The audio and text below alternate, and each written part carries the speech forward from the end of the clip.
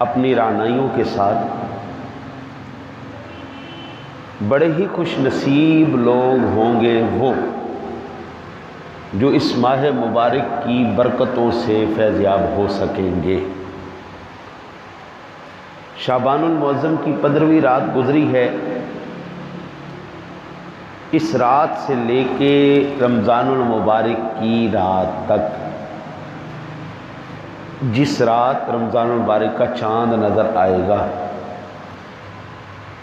ہم میں سے کئی ایسے ہیں جو اس پاک پروردگار عالم کے حکم پر اس کی بارگاہ میں حاضر ہو جائیں گے۔ ہم میں سے کئی لوگ اس کی رحمتوں سے فیض یاب نہیں ہو سکیں گے۔ ہمارا کھاتا لکھا جا چکا ہے کہ رمضان کی رات سے پہلے اس بندے کے اوپر میرا امر پورا ہوگا، یہ بندہ فوت ہو جائے گا۔ خوش نصیب ہی اس کی راتوں میں، اس کے دنوں میں قیام اور روزہ رکھنے کی سعادت حاصل کریں گے۔ میرے آقا نبی اکرم صلی اللہ علیہ وسلم کی ذات گرامی نے اس ماہ مبارک کی آمد سے پہلے آپ سرکار دو جہاں صلی اللہ علیہ وسلم نے صحابہ کرام علیہ رضوان کو جو خطبہ ارشاد فرمایا ہے رمضان المبارک کے متعلق، رمضان سے پہلے آخری شعبان، اب چونکہ اس کے بعد جمعہ پھر اگلا جو رمضان شریف میں آئے گا،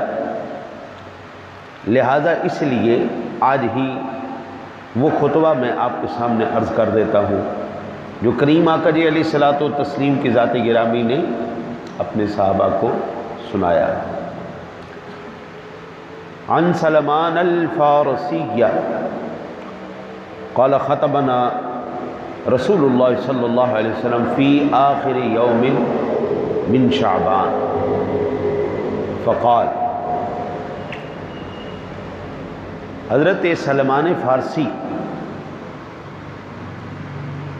رضی اللہ تعالی عنہ آپ روایت کرنے والے ہیں، اور آپ فرماتے ہیں کہ خطبنا رسول اللہ صلی اللہ علیہ وسلم، آپ سرکار دو عالم صلی اللہ علیہ وسلم نے ہم سے بات فرمایا، خطبہ ارشاد فرمایا، درس و تدریس فرمائی، فی آخری یوم من شعبان، شعبان کے آخری دن، فقال، ارشاد فرمایا، یا ایھا الناس قد اظلکم شہر عظیم، اے لوگو تم پر ایک عظیم مہینہ سایہ فگن ہونے والا ہے۔ اظلکم جو گھیر لے اپنے سائے کے نیچے، قد اظلکم تم پر سایہ فگن ہونے والا ہے، شہر عظیم بہت بڑا مہینہ، شہر مبارک بڑا ہی مبارک مہینہ، فیہ لیلۃ خیر من الف شہر، یہ وہ ماہ مبارک ہے جس ماہ مبارک کے اندر اللہ تعالیٰ نے ایک برکت والی رات رکھی ہے جو الف شہر، 1000 مہینوں سے زیادہ برکت والی رات ہے، 1000 مہینوں سے زیادہ افضل رات۔ صدقے یا رسول اللہ صلی اللہ علیہ وسلم، آپ کی عظمت پر قربان جائیں یا رسول اللہ، جعل اللہ صیامہ فریضہ، اللہ تعالیٰ نے اس ماہ مبارک کے روزے تم پر فرض کیے، وقیام لیلہ تطوع، من تقرب فیہ بخصلۃ من الخیر، اس کی رات کا قیام جو ہے یعنی تراویح، یہ بہت ہی برکت والی چیز ہے، بہت ہی برکت والی چیز ہے اور خیر والی چیزوں میں سے ہے۔ اس کو ہم کہتے ہیں سنت مؤکدہ علی الکفایہ، یعنی یہ وہ نماز ہے جس کو آپ سرکار دو عالم صلی اللہ علیہ وسلم نے خود پڑھایا، حضور نے تراویحاں خود پڑھائیں، صحابہ کرام نے پڑھی، پھر باقاعدہ طور پر حضرت سیدنا عمر فاروق اعظم رضی اللہ تعالی عنہ کے دور خلافت میں اس کو مکمل طور پر جاری فرما دیا گیا۔ آپ فرماتے ہیں یہ وہ ماہ مبارک ہے جس کی خاصیت کیا ہے، کان کمن ادا فریضۃ فیما سواہ ومن ادا فریضۃ فیہ کان کمن ادا 70 فریضہ فیما سوا۔ جس بندے نے اس رات میں کوئی نفلی نماز ادا کی، کوئی نفلی نماز ادا کی، گویا اس نے جو دوسرے مہینوں میں فرض ادا کیا اتنا زیادہ ثواب ہے۔ اور جس بندے نے کمن ادا ومن ادا فریضۃ فیہ کان کمن ادا 70 فریضہ، اور جس بندے نے اس ماہ مبارک میں ایک فرض ادا کیا گویا اس نے دوسرے مہینوں میں 70 فرائض ادا کیے، اتنا ثواب۔ وَهُوَ شَهْرُ الصَّبْرِ، یہ صبر کا مہینہ ہے۔ ایک گرمی ہوگی، ہاں جی، اوپر سے لمبا روزہ ہوگا، تو ظاہری بات ہے پھر صبر والے ہی رکھیں گے، ہاں جی۔ وَهُوَ شَهْرُ الصَّبْرِ، یہ صبر کا مہینہ ہے۔ وَالصَّبْرُ ثَوَابُهُ الْجَنَّةُ، اور صبر کا ثواب کیا ہے، جزا کیا ہے، اجر کیا ہے، جنت ہے۔ وَشَهْرُ الْمُوَاسَاةِ، یہ ہمدردی کا مہینہ ہے، بھائی چارے کا مہینہ ہے، مواخات کا مہینہ ہے، ایک دوسرے کے ساتھ تعاون کا مہینہ ہے۔ وَشَهْرٌ يُزَادُ فِي رِزْقِ الْمُؤْمِنِ، اللہ تعالیٰ اس ماہ مبارک میں بندہ مومن کے رزق میں اضافہ فرما دیتا ہے۔ ابھی آپ دیکھو نا جی، آج کل کے دنوں میں ہم پکوڑے، بھلے، فروٹ چاٹ، پھل اور کھجوریں ارلم پرلم کھا سکتے ہیں؟ نہیں، لیکن ماہ رمضان المبارک میں اللہ تعالیٰ سب کچھ عطا فرماتا، اور ہر دن نہیں چلتا، یہ ہر دن ہی یہ چل رہا ہوتا ہے۔ ہمارے دسترخوان سجے ہوئے ہوتے ہیں، افطاری کا پروگرام الگ چل رہا ہوتا ہے، اس کے بعد نماز کے بعد کھانے کا پروگرام الگ چل رہا ہے، 2 روٹیاں ایک ٹائم میں ہم کھا رہے ہوتے ہیں۔ من فطر فیہ صائما، جس بندے نے روزہ افطار کروایا روزے دار کو، کان لہ مغفرۃ لذنوبہ وعتق رقبۃ من النار، جس بندے نے کسی روزے دار کو افطار کروایا اللہ تعالیٰ اس کے سارے گناہوں کو معاف فرما دے اور اس بندے کو جہنم سے آزادی عطا فرما دے گا۔ یہ باتیں کہاں ہو رہی ہیں؟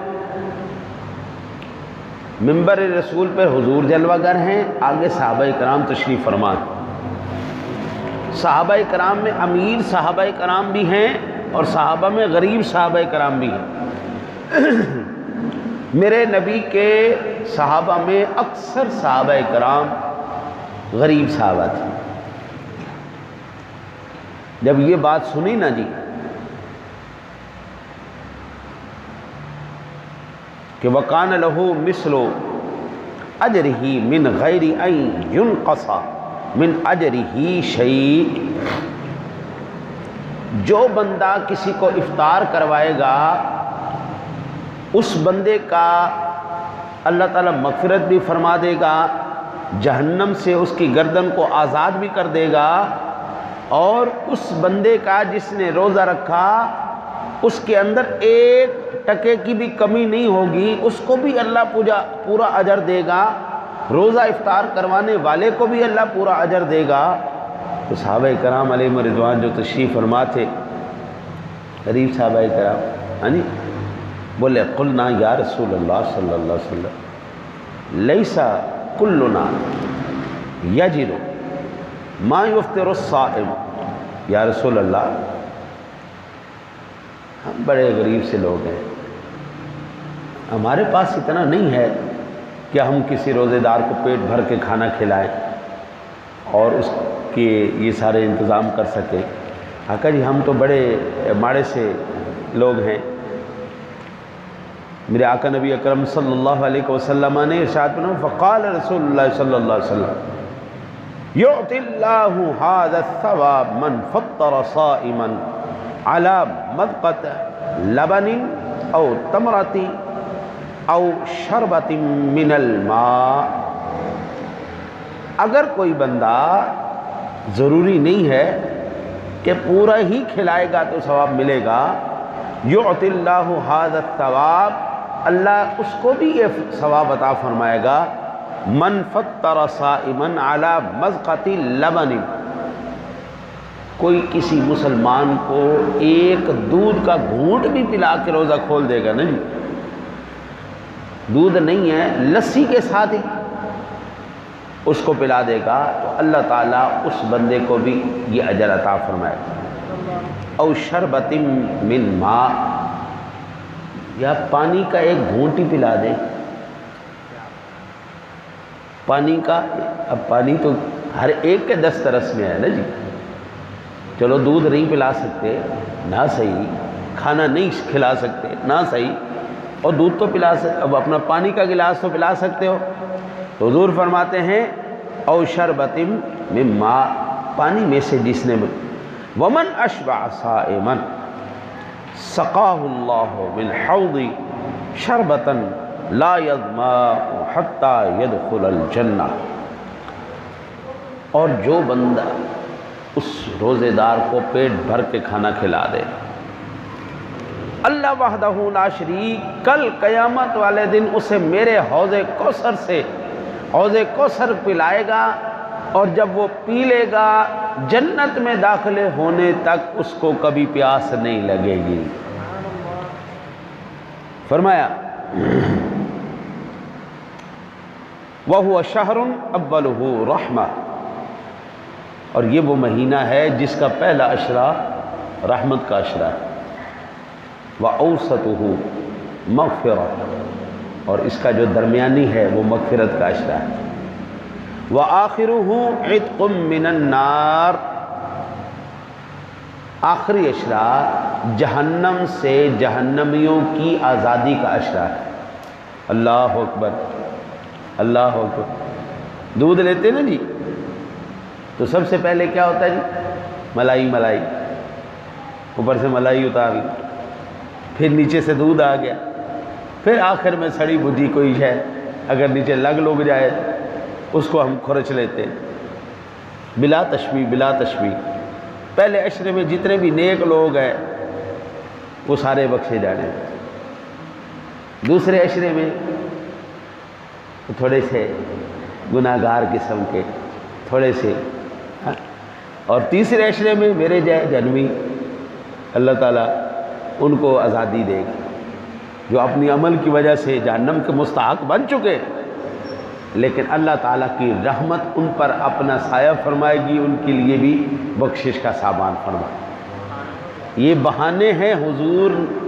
کی امت کو بخشنے کے۔ میں صدقے جاؤں اس مالک کی کریمی اور عظمت پر، اور جو آخری حضور سرور کائنات صلی اللہ علیہ وسلم نے ارشاد فرمایا من خفف عن مملوکہ فیہ غفر اللہ لہ وَأَعْتَقَهُ مِنَ النَّارِ، رواہ البیہقی فی شعب الایمان، اور جو بندہ اپنے کسی ملازم پر نرمی کرے گا تو اللہ وحدہ لا شریک اس بندے کی مغفرت فرما دے گا اور اللہ وحدہ لا شریک اس کو جہنم سے آزادی عطا فرما دے گا۔